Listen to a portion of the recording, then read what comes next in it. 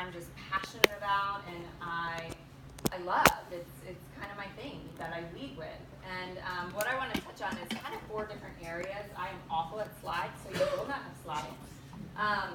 And I just got off a red eye yesterday, so no slides. But I am going to touch on mastering your mindset in regards to inviting customers, mastering your mindset in regards to talking to people about the coach opportunity. I want to touch on limiting beliefs. We all have lots of them, probably, myself included. And then I'm going to end with just an exercise, something that I feel truly is the most instrumental, mind-blowing, life-changing thing that you can do every single day of your life in under 10 minutes. So I'm going to save that for last. And so I'm going to start with just talking about inviting customers. And I'm going to kind of weave a little bit of my story into it because this obviously comes from personal experience. So I signed up to be a coach in April of 2015. And when I signed up, I was at a really bad place in my life. I was not going to go into all the details, but stuff was just not good. I had kind of run myself into the ground with the business that I had started. And because of that business, my marriage wasn't in a great place. My kids were not in a great place. When I say a low place, like my mom and I had a falling out and didn't speak for months. Like that's how much like everything was crumbling, and now I'm going to get emotional. But that's where I was, and I had been a challenger for over a year, and not a good challenger at all. I was like your world's worst challenger. And I love that I had that experience because I can really relate to the people that fall off and get on and fall off and get on, and you just think, God, this person is just not getting it. Like that was me. That was totally me. And so I decided to become a coach 100% because I understood that it was going to help me get better. I knew somewhere deep inside that if I signed up to do this thing, like over here on the corner in the side this much, that somehow that was going to make me happier. Because I knew that by leading others and helping other people, that's what filled my cup. And it didn't make sense. I didn't have time for it. All my husband wanted was like for me to stop doing something and be home for 5 minutes. And I'm like, it's like I'm going to be a coach. He's like, oh, good Lord, what now? And but he quickly came around and said, I think you need to do this because you're so unhappy. And so when I signed up to be a coach, I called 2 of my closest friends that I'd already mentioned because they knew I had been doing these workouts at home. And they were like, hey, I think I want to do that thing you're doing. And I was like, hey, I just signed up to be a coach, so here's a link, go order it. And so I did that. That was my first challenge group. It was via text messages every day, like, oh, that workout was so hard, did you do it? Just texting back and forth with your 2 best friends. And it filled me up, like it brought me back to life. And I know that sounds dramatic, but that little tiny bit of like inspiring someone else and them being so grateful for the life change that happened within their lives, and they felt indebted to me, and I was like, all I did was keep you accountable and try to motivate you, and like I didn't feel like I did anything more than they did, But I was so excited, and I was like, I think I want to like do that again. That was fun, and so I kind of dipped my toe a little bit deeper. I think I at that point might have thrown up like 1 post on social media that said, hey, I'm going to do this. If anyone wants to do it with, contact me. And so I spent 3 months, like basically not coming out of the closet. Like I was like, I could never, ever, ever be a Beachbody coach. Like that is so not my shtick, like that's just cheesy, that's pyramid-y, and I will never tell anyone that I'm a coach. And so I walked around in that for like 3 months. I walked around in the fact that on one shoulder I was so fearful, so scared of what other people were going to think of me, and simultaneously like changing and growing and coming into community with these rock star women that were making me dream really big and telling me to wake up and put myself first and do a 30-minute workout and read personal development. And it was that personal development, that 1 hour in the morning of working out and reading something that completely transformed me.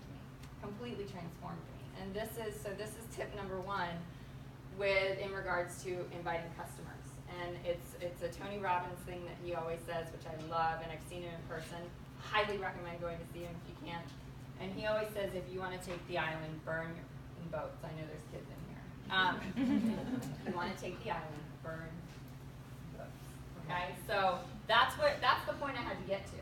Like, that's it. Like, I was really squarely faced with the reality. I remember coming home one day, and I had just talked to somebody about, like, she kind of looked at me, and I said, like, this is where I'm at, this is what I'm doing, and I'm so scared. And she was like, you got to do it. Like, you've got to go for it. Jump in. No, don't look back. Just go for it. And I came home, and I sat down, and I felt like God said to me, I just gave you every single thing you could ever want in life. Like, this is your opportunity. This is your opportunity for everything. Like, this is where I've brought you. Every road has led you here, and this is where I want you. And this is going to bring you every single thing you've ever wanted. But you're too scared because you're scared of what other people think in Mount Pleasant, South Carolina. Like, that was the reality, and I don't want to be that person. I don't want to be that person. So, you know, I got to that point where I feel like I just jumped off the cliff. And because I knew that if I was going to do this, I wasn't going to be, hi, I'm a Beachbody coach, and I'm just going to do it like fast. You know, like, if I'm going to do this, I'm going to go for it, and I'm going to go for it. And I had, you know, YouTube stalked, like, all the top coaches at that point. And, you know, people like Amy Silverman, people like Melanie Mitro, people like Lindsay Matway, I saw their lives. And I was really aware that I was getting ready to just bypass all my dreams and everything because of these other people, you know, this judgment that I was fearful of. And so I basically, you know, and I think Lindsay Matway said this in one of her videos. She was like, I was telling people I was a top coach before I was a top coach, because you kind of got to own that, you know? And so when I would get ready to pick up the phone and I would slip back into that, and I still do this, like insecurity, like, oh my God, what are they going to think? I'm so scared. They're going to think I'm trying to get them into some pyramid scheme. And it's like I had to literally say to myself, if I was Lindsay or Amy, would I care what Cindy Lulu thinks of me? Like, if I was inspiring thousands, if I was living a life beyond my wildest dreams, if I got a check, a 6-figure bonus check and donated to charity because that's where I am in my life, would I care what my neighbor thinks when I invite her to a challenge group? No. And that's what I always have to come back to. And I still do. It's not that I'm in this confident place all the time, like talking to people about coming into a challenge group, but I realize that the world needs every single one of us. Every single one of us. And people are just waiting for you to invite them. People need you more than you know. And I know for me, the reason I was never successful as a challenger is because I will let myself down every day of the week. Every day of the week. And that's not a great thing. I'm doing some personal development on it. But I will not let you down. You know, and that's what I feel when I think about other people. And I'm like, I got to get over myself and my own insecurities because these people out there need me. And so I walk through that fear and I walk through that insecurity. And going into what I think is really important once you kind of start working the business, and this is tip number 2, that you have to focus on your successes. You cannot focus on your failures. You know, we talk about the quote, what we measure, we improve upon. You know, so are you measuring your failures or are you measuring your successes? And you guys are going to think I'm crazy, but I'm very analytical. I like numbers, and I like guarantees, and I like facts. It's just how I operate. And so I used to, and I still, every single month, I'm like, oh my gosh, how am I going to hit Success Club again? Like, where am I going to find these people? And it's a really scary thing at the top of every single month when those numbers roll over and it says big fat 0. And I get really, really scared. But here's my reality check. I know that, again, this is a little crazy. I know for a fact that if I invite 300 people, I'm going to hit Success Club. And I know that sounds nuts, right? 300 people is a whole lot of inviting, and it's a whole lot of talking to people. But this is what I want to pass on. I never have to invite 300 people to get to Success Club. It's probably more like 100, but that's the reality of this business. And so I say that because this is what happens. I'm like head down, you know, talking to, feels like 1 million people. I'm trying to talk to 100 so I can guarantee that I'm going to hit Success Club. and tons of coaches, especially new coaches. And I really have looked at why, so I've onboarded so many coaches and they really want to work the business, and then they kind of do it for a few months and they quit and they go away. And this is what happens. They come to me and they're like, I mean, but nobody is saying yes. I'm talking to all these people and nobody wants to do it. It's just not working. And they're just focused on their failures. And I get down to the nitty gritty of like, really, how many people are you talking to? And it's probably like 20. And 20 doesn't work. It just doesn't. It's never going to work. And so if you're talking to 20 or 30 people, you might get one. You've got to talk to more people. And Amy Silverman used to say it all the time. And it's like if you stick around long enough, you know, her answer to every single question always was talk to more people, talk to more people, talk to more people. You'd be like, so not nice, you know? But it's true, you know? That's like, now I'm like, oh, yeah, you gotta just talk to more people. Like, it's that simple.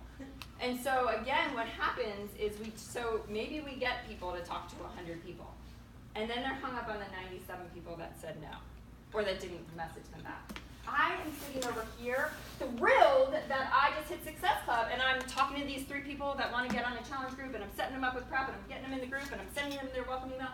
And I am on fire that I have the opportunity to change 3 people's lives. And I am so freaking excited that I planted the seed with 97 other people that I get to follow up with last month that are probably say yes. And that's my mindset.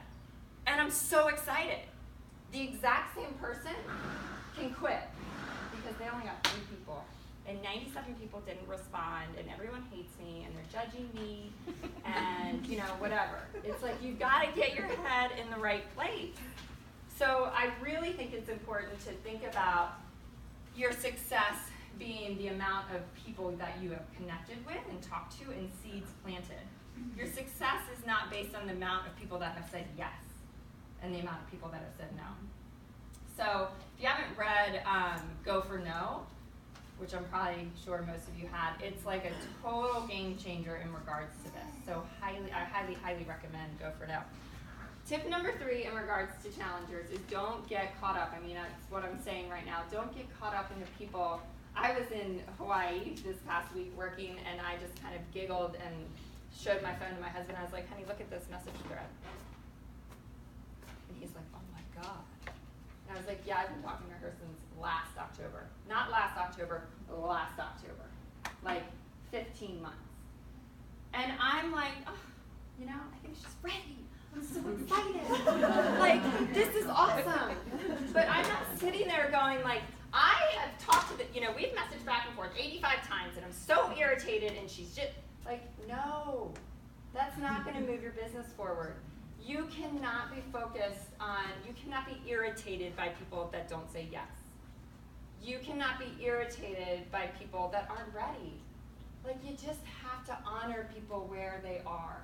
I was the worst challenger for 14 months, you guys. My coach never in a million years would have thought that I am today where I am. If there was one person she would have written off, it would probably be me. And so you have no idea what is going to happen and when people are ready. So honor that and don't bitch about it. You know? I can remember when I first was a coach, like I would talk to my coach about something and she would shut down my negativity so quick. And I was like, kind of put off by it. And I really felt like, okay, I get that I can't talk negatively in the team page and like that I should be at level. But like one-on-one, I need somebody to bitch to. And she was like, no, like there is no room for that. And I remember really holding on to that idea of like, no, I just need one person that like I can let this out to. And what I had no idea was how much that hurt me. And that has changed me. That has totally changed me. Because even with my husband, I'm like, there is no point of me like telling him all about customer relations and like this and that and how this order got, like, what does my husband care? Does that bring, like, that's not good for our marriage. Like, complaining, I'm telling you, and I know it sounds crazy, and I'm not perfect. I'm not like I never complain. But complaining and negativity and bitching about anything about this company does nothing for you. It brings you down so quick, and everybody around you. So truly, try not to do it. We have a saying on our team, which I love, which we probably throw it out there like 20 times a day, bless and release. bless and release. Because truly, just honor where that person is and let it go, and come back to them the next month and see if they're ready. You know, one of my favorite quotes, my favorite books ever is The Go-Giver by Bob Burg. Has anybody read The Go-Giver? So amazing. So amazing. And this is truly how I try to work my business and live my life. He says your true worth is measured in how much more you give in value than you receive in payment. How much more you give in value than you receive in payment. And I have to check myself lots of times when I start, counting things or, keeping score. And it's like, it doesn't matter. It doesn't matter if, so-and-so wants an hour of my time and they're not on my team, or this person, whatever. It's like, I can't keep score. All I do is try to give the world as much value as possible, and I know it's going to come back to me. I know it's going to come back to me. And when you live your life, instead of saying, I'm only going to give you this because I'm getting this, it's just not going to be good for you in the long run. Another thing that I heard was like, leadership is having a servant's heart. And that's how I try to lead, truly from that place of just service. So the next thing I want to kind of jump into, and I won't talk as long, I promise, is the mindset about coaching. So coaching obviously is what changed my whole life. The challenge did not change my life, and it's not because I didn't have an amazing coach that led our gas challenge group. I wasn't ready. I was kind of expecting her to do the work for me. You have those challengers, that are like, yeah, this isn't working for me. Like, what are you doing wrong, coach? And they're pointing the finger. That was me. I kind of expected somebody to do the hard work. And it wasn't until I came into that community of people that just lifted me up that my whole entire world changed. And so the way I feel about the coaching opportunity is, I think it's like the best thing that you could ever step into in your entire life. I feel like it's the golden ticket. It's the opportunity of a lifetime.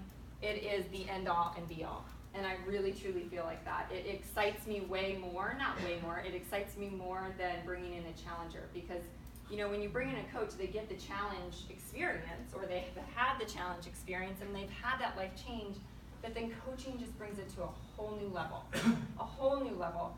So I can remember in the very beginning when I had one coach, and she said to me, she was like, so how do you handle like talking to people about coaching? And I was like, well, what do you mean? And she's like, but like, how do you kind of, like, that's kind of icky, and like you're trying to get him in under you, And I was like, okay, I have never thought about it that way, ever in a million years, never have thought about that. And what I feel like, just like I said, I feel like I'm offering somebody the opportunity that, to me it was the opportunity of a lifetime, and that's such not an exaggeration. I don't think I'll ever be offered an opportunity to change my life ever like I have with coaching. And so the other thing that I do a lot of, and that I'm kind of known for, is coffee dates. So whenever anyone wants to talk about coaching, I'm like, sure, let's meet for a coffee. And it gets me out of the house. If I had to do this job in my house behind my phone or my computer screen, I would not be happy. That would not be fun for me. So I love to meet people out for coffee. And, last year I had to really learn how to kind of recruit more coaches and build a team better. And I started doing that. And again, my coaches were asking me like, well, what do you talk about when you meet with these people? And I was like, I don't know. Like, I really wasn't conscious because I wasn't going in there with a plan. And I had to look at that. I had to look at like, well, what is it that I'm doing, or what is it that I'm doing right? And what I realized was that I just share my story. Because of the way I feel about this business, when I sit down with somebody and they want to talk to me about coaching, I'm like, talking about myself probably a little too much, but I'm like, oh my God, so this is what happened. I was at this place, and then this happened, and I just come to life. It is me at my best. It is me on fire about this opportunity. And I'm so excited about how it's going to change their life and the potential and this and this and blah, blah, blah. And like, I end up crying, they end up crying. They want to come onto the team and sign up to be a coach by the time we leave. We have not talked about commissions. We haven't talked about team cycle bonus, like none of that. I'm like, you can learn that in coach training.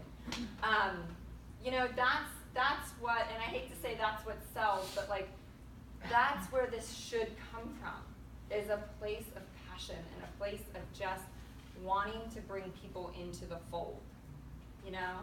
And when you lead that way, that's when you're gonna end up building a team.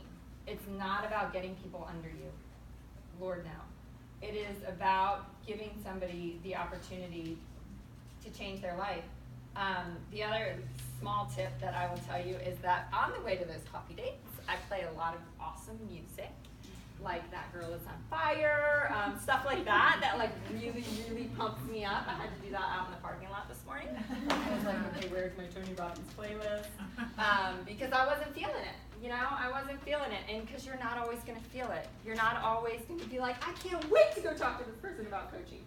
There's going to be times where you just feel like crap and you're not motivated and you're irritated with your kids this morning and you're like, great, now I got to go try to talk to this person about coaching. You got to do stuff in order to bring your emotions up, to bring your vibration up, to bring your energy up. And that is truly what attracts people to you. You're not going to believe in yourself every single day and every single moment of every single day. But I'm guessing that there have been times where you have thought, I can do that. I can be a 5-star diamond. I can be a 10-star diamond. I can be a top whatever coach. It's in those moments that you have to take action. You have to, in those moments. You guys, you have that experience of like just being so inspired, like you're at Summit or something and you're just like, I'm gonna be on that stage next year, I'm gonna rock this, I'm gonna go home, I'm gonna crush this business, and then you get home and nothing happens. Because you've lost the energy, you've lost the momentum. So you have to take action in those moments. When you're excited and you feel it and you're just on fire, make a phone call, set an appointment up, do something that commits you to your goal. Okay? Like, I don't call the person that I'm terrified of that's going to judge the heck out of me, that's some like guru in Charleston that's like, what are they going to think of me if I invite them to coaching? I call them in those moments where I'm like, this is the best thing ever, like this team's awesome. And I'm just on fire about it. And I pick up the phone and I'm so sure of myself and I'm so confident and I'm so sure that I am offering them the opportunity of a lifetime. I don't sit there in my power hour like when I'm like, oh, I gotta call some people and like I just, you know, this is annoying. And, you know, you can't do it then. You've got to access that when you've got it. And I'm gonna give you a way to get that to that emotional place more often because a lot of you are probably thinking like, well, that doesn't happen very often. And I had the same experience with, you know how we're supposed to like talk to new people about coaching every day, like that's part of our check mark thing on our business activity tracker or whatever. I was very clear that that was gonna move my business forward. Like that activity was the most important thing I could do every day to move my business forward. And day after day slipped by, week after week, month after month, and I just wasn't doing it because I didn't want to do it. It felt annoying, it felt yucky, it was just, I didn't like it. It was like the one part of my business I hated, and it was the one part of my business that I knew would work and move my business forward. So I hired a coach, and I said, this is what I'm struggling with, help me. And she helped me get through that. She you know, gave me strategies, and we worked with it, and now like I love to sit down and do that. And my point in that is that when you see this part of your business that's not working for you, fix it. Don't just let it be the thing that doesn't work for you. You know, you have to take action around that, and you have to invest in your business. I mean, I invested in my business long before I had the money and the time to invest in my business. And talking about this reminds me when I was thinking about this, the experience I had this past year with some of my like extended team was going to go to this Tony Robbins Unleash the Power Within event. I was like, have fun, I have no desire. And I ended up getting on like a Tony Robbins kick where somebody sent me a video, and I've known Tony Robbins stuff and work for decades, but I kind of, you know how you fall into something and it leads you to another video and it leads you to a book and it leads you to this. So I kind of got into this phase where I was like listening to a lot of Tony Robbins. And I had a dream one night, and I don't remember what the dream was, but I just I promise. But I had this dream, Tony Robbins dream, and I woke up the next morning, and I was like, I have to see that man in person.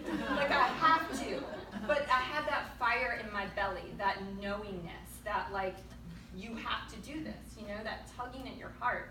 And it didn't make sense. I didn't have the time. I was traveling for this job too much. Like, I went from never traveling to like going to all these things, and my family was like, really? Are you ever home anymore? And so it didn't make sense for me to leave again. I didn't really have the money to invest in this. Like, it's not cheap. And it fell on the weekend of my son's birthday. But I woke up with that fire in my belly. And I called someone and said, hey, I think I might want to go to Tony Robbins. And of course it was like, if you tell somebody in the coach network that, they're gonna support you. So I ended up very quickly getting on the phone with Tony Robbins Corporation. Wish it was Tony Robbins. And they're of course so excited and want to get you going and everything. So I bought a ticket just like that and hung up the phone. And I was like, did I just buy a ticket to an event in Dallas? I'm like, I don't think I talked to my husband yet. And but I did it. I took the action that committed me to my goal. Then I had to make plane ticket arrangements. Then I had to rework my son's birthday party so it was like a daddy and me camping trip so he didn't miss mommy. And I flew home a half a day early so I was there on the morning of his birthday. I made it work, but this is what leads me to self-limiting beliefs. I don't have the money, I don't have the time, I've been away from my family too much, it falls on my son's birthday, I can't.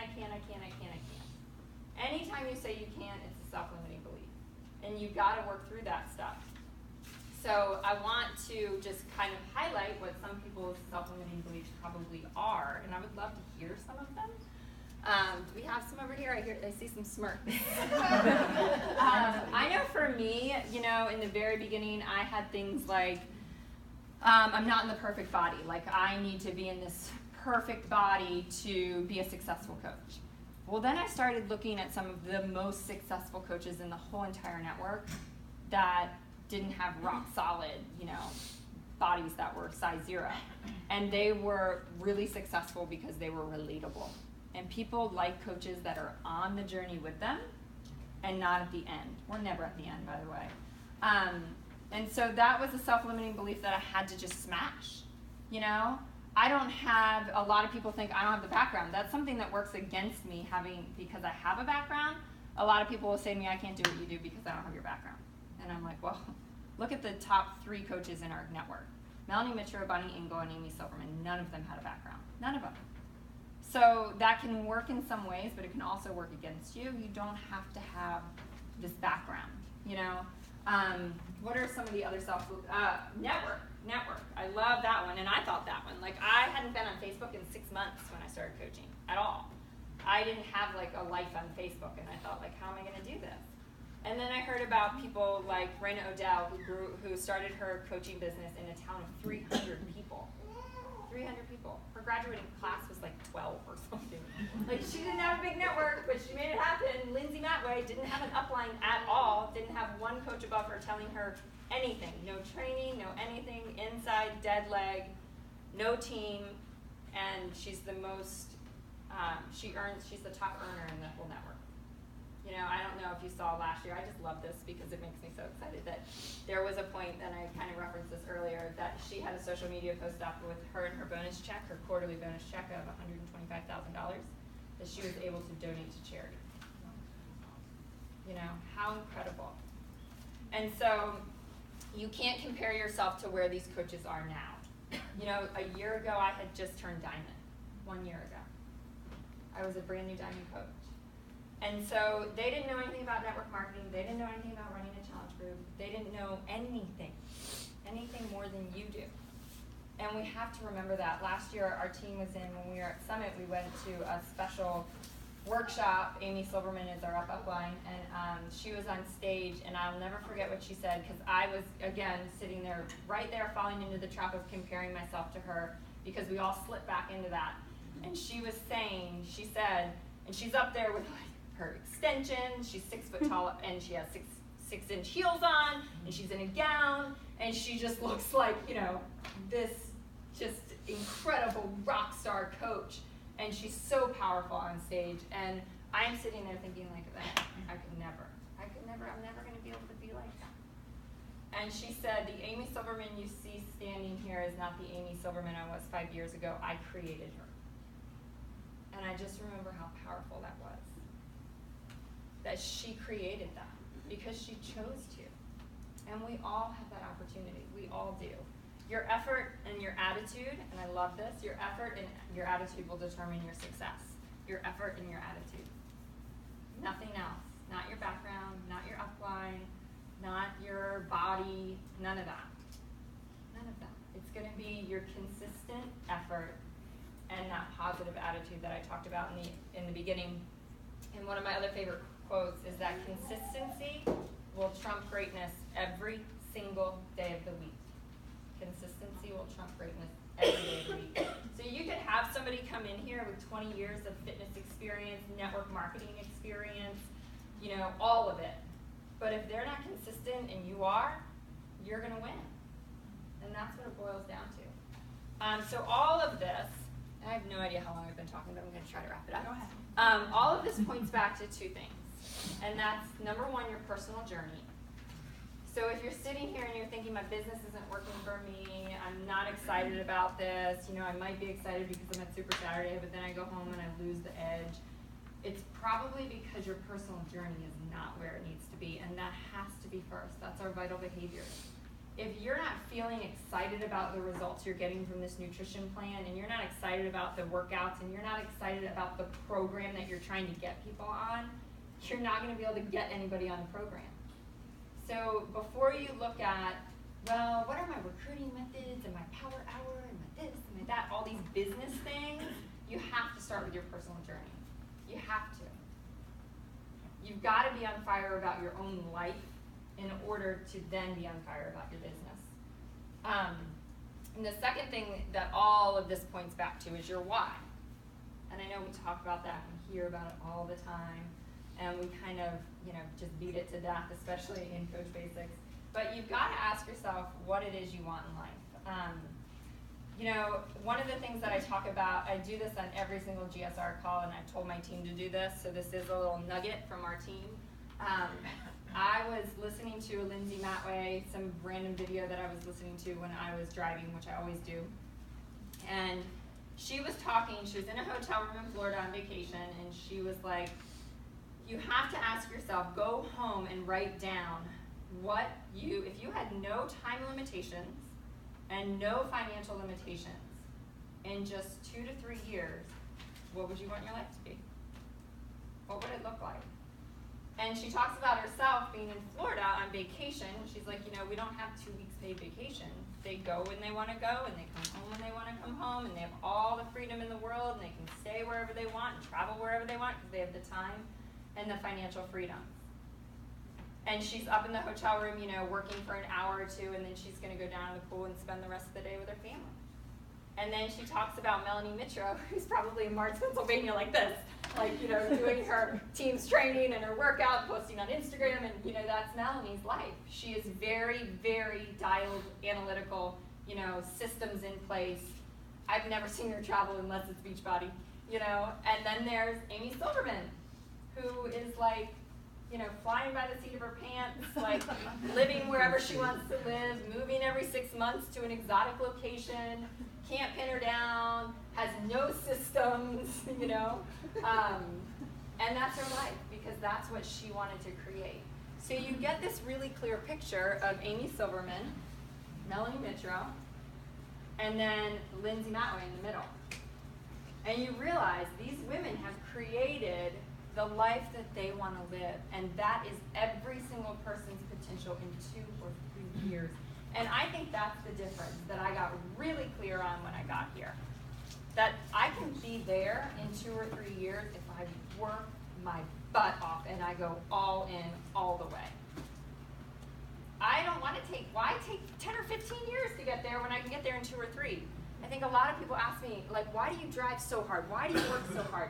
You know, my husband affords us a lifestyle where, you know, I mean, I could not work if I wanted to. We'd have to make adjustments, but I don't have to work for our income to support, like, our mortgage and stuff. So why do I do it? Why do I do it? Because I went home, like she said, and I wrote out this vision. And here's the difference, I think. And I just love this because I think it's so valid and true, and it just works for me, and I hope it works for you. So I was really clear in the beginning about this whole concept of your why.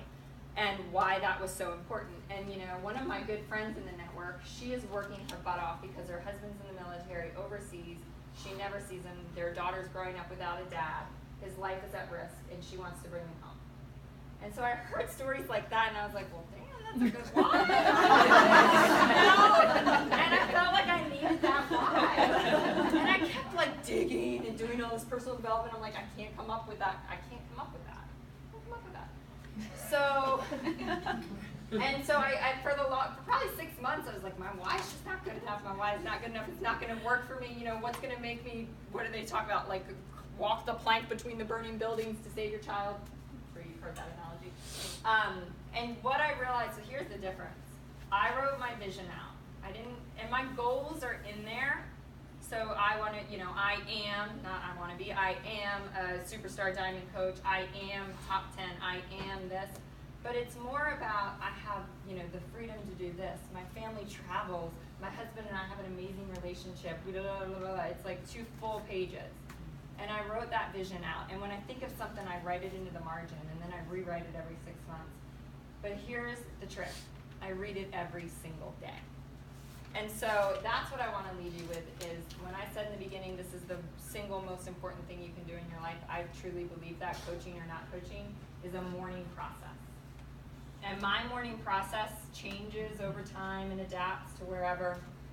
But, and I've pulled it from lots of different teachers that I've read and studied. Tony Robbins one time talked about this, and I was like, oh my God, that's what I do. Like, we think the same. And he talked about it with 3-3-3, 3 minutes, 3 minutes, 3 minutes. And I was like, I love that because I love numbers. I like things compartmentalized. And so he talked about 3 minutes of gratitude, 3 minutes of prayer for other people, and 3 minutes of your vision. He doesn't talk about it that way, but that's kind of how I've adapted it. So if you wake up and the very first thing you do is go straight into gratitude, it's going to set you off on the right foot. And I'm not talking like I'm grateful for the roof over my head, I'm grateful for my spouse, my kids. I read this morning and I loved it. The universe does not hear what you say, it hears what you feel. Okay? That is big. That is really, really a stark contrast between the two. So you can't say it, you have to feel it. And music really helps me.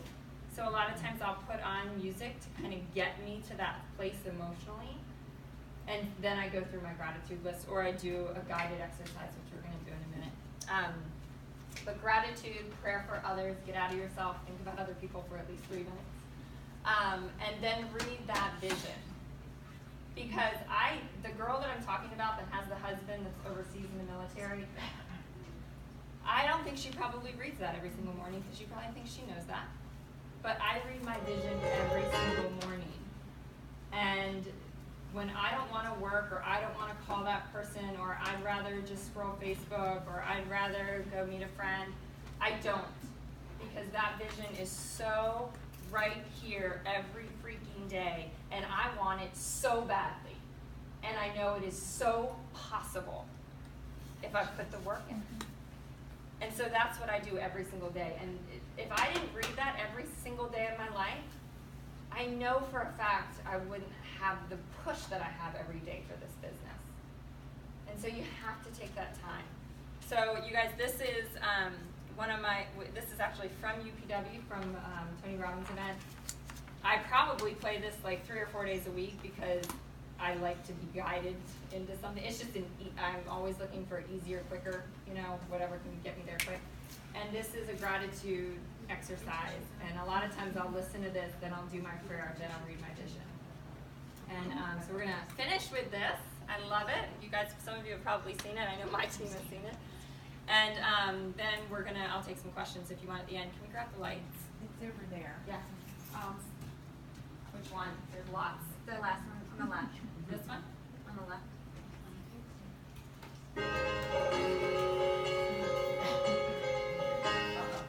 Put your hands on your heart, close your eyes, and all we're going to do is go on a journey very briefly of things you're grateful about, but first physically feel your heart. Breathe deep in your heart. Feel the power of your heart. Feel the strength of your heart. Feel grateful for your heart and what it's guided you to do in this life, to give and to be.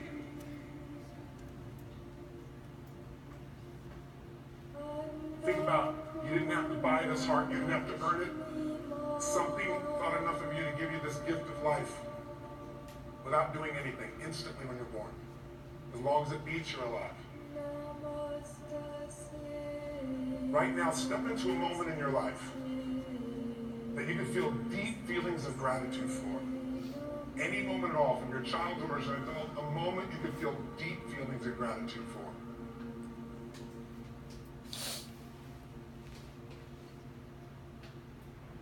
Breathe in your heart, step in that moment and see what you saw then, hear what you heard then, feel what you felt then, right now. Feel so grateful. Feel that moment was sacred, that it was blessed, that you were blessed. Take it in. Don't just think it, see, feel, be there. Now reach out and bring in another memory that you can be grateful for at any moment at all. Just bring it into your heart. On top of the one that's already there, bring it in. And step in and feel the power and the grace of that moment.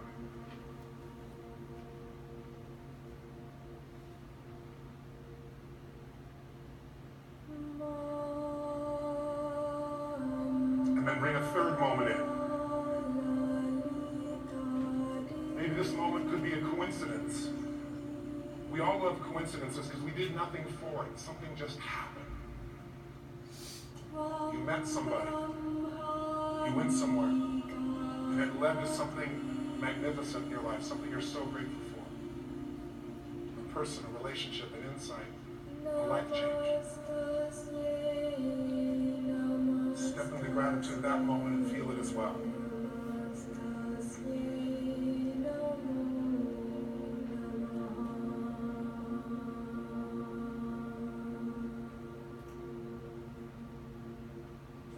Take your hand off your heart and just continue to breathe and go on a journey for these last 2 minutes of moments in your life you're grateful for, feeling each one in your body like you're there.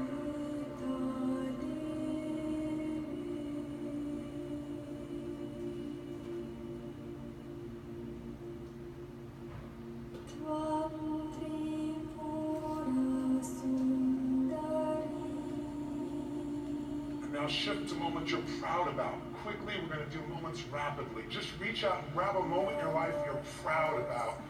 Bring in a moment you're proud. Someone you're proud of, your children, yourself. Bring that into your heart. A moment of pride, feeling proud. Breathe the way you do when you feel proud. Along with the gratitude. Think of something you've accomplished in your life, small or big, that you feel proud about, and bring that in. Think of a romantic or a sensual or sexy moment and bring that in too. Bring it into your heart on top of the things you're grateful for, on top of things you're proud about. A sexy moment, a sensual moment, a romantic moment. Bring in a moment that made you laugh out loud. Did you ever laugh so hard that milk came out your nose or something like that? Get one of those moments, bring it into your heart when you felt this incredible laughter over something so silly. Bring in a special moment with family or friends, a moment that's magical for you. Bring that into your heart as well and stack it on top of all the others. Bring in a moment now that was pure excitement. Make the sound that you do when you're excited and bring that into your body. Make that sound of excitement out loud. And now for 10 seconds, just reach out and bring in moments from the future, like getting an advanced view of what's coming. Moments of love, moments of excitement, moments of romance, moments of accomplishment. Bring them in fast. Bring your hand in 10 times. Real quick, bring them in. And at the end, just shout the word yes. Say yes! And then open your eyes. How many remember things you've not thought about for a long time?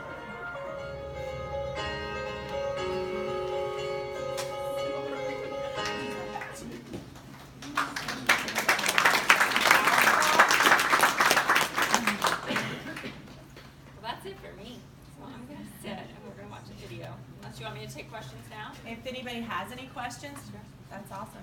Does anybody have any? Please tell us that was recorded, her speech that we